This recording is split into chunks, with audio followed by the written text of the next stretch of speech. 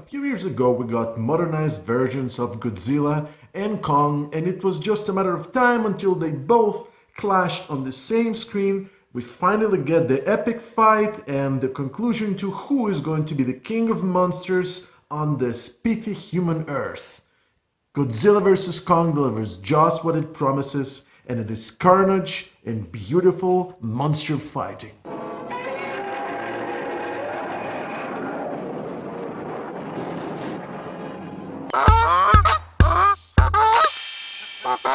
Godzilla vs. Kong is a direct sequel to the second iteration of Godzilla and Kong Island, featuring obviously Godzilla and Kong the way we know them, except with the tiny twist that they're together in a movie that is somewhat loose on the plot. The basic concept is Godzilla has gone mad and it's attacking cities for a secret reason. In the meantime, Kong is somewhere else and he needs to be drawn away from Godzilla and put in a place where he can help us figure out what's going on with inner Earth. And eventually, Godzilla and Kong obviously are going to encounter each other, fight, and figure out who is going to be the king of monsters, while as a side plot there's a group of humans that's trying to figure out why Godzilla is mad and how to stop him. And perhaps, in my humble opinion, that is the slowest and least appealing part of the film. Eventually, Godzilla and Kong and the human component are brought together in a somewhat loose sense that makes the plot cohesive, and at the end it is so formulaic. We know exactly what's going to happen and when. I don't feel that there are any surprises I can ruin for you. Just the pure entertainment is in the fight of Kong versus Godzilla, and they go at it several rounds, so there's plenty of beautiful monster fighting with destruction around them, and it's interesting to watch, but there is no hiding the monster like we previously saw in the Godzilla movies. So it really feels more like a Kong movie with a deeper side character of Godzilla.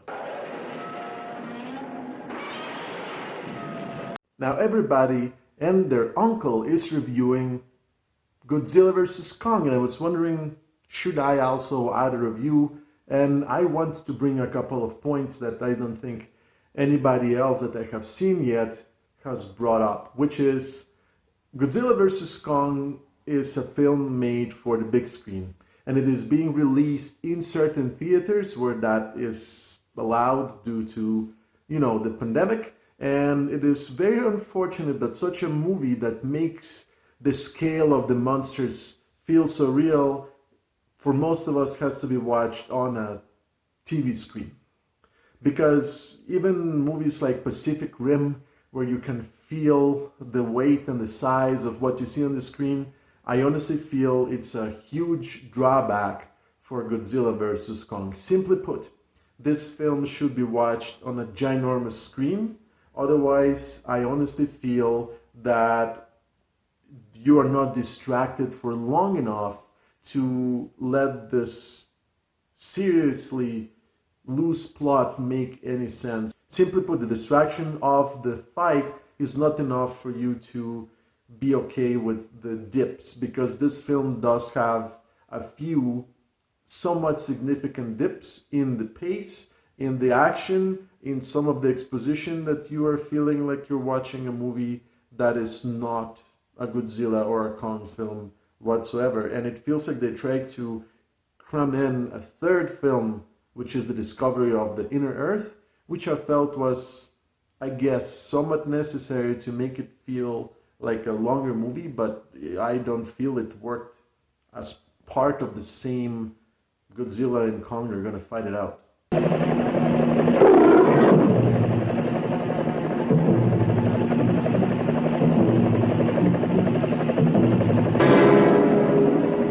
The serious drawback in this movie, I honestly feel, is the lack of Ken Watanabe. The tiny cameos that he had in previous Godzilla iterations was so refreshing and so cool that I feel that we're just missing that entire connection and care for what's going on with the human characters. There's a little girl that can speak to Kong that is somewhat of an interesting part to look at because you have another side of Kong that you're discovering. It is obvious that Kong is very smart, but we're just discovering how smart he is and some of his past and where that franchise can go. But my strength for previous Godzilla and Kong movies is that they were fairly grounded in reality. You could watch those films and say, oh, I can relate to the way the technology works, the scare of how much carnage and destruction there is, all of the human death and despair. So you felt the danger and everything else was very relatable. This iteration of Godzilla and Kong is just way too futuristic.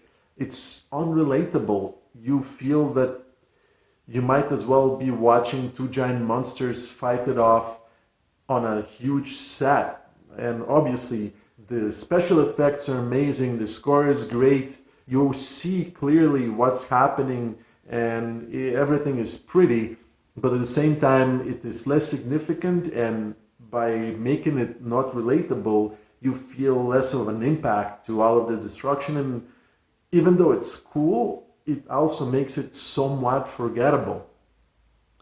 The acting is very decent, but nothing outstanding. And the script, obviously, to me, feels like two different movies that somewhat are connected at the middle and end points, but really are disjointed.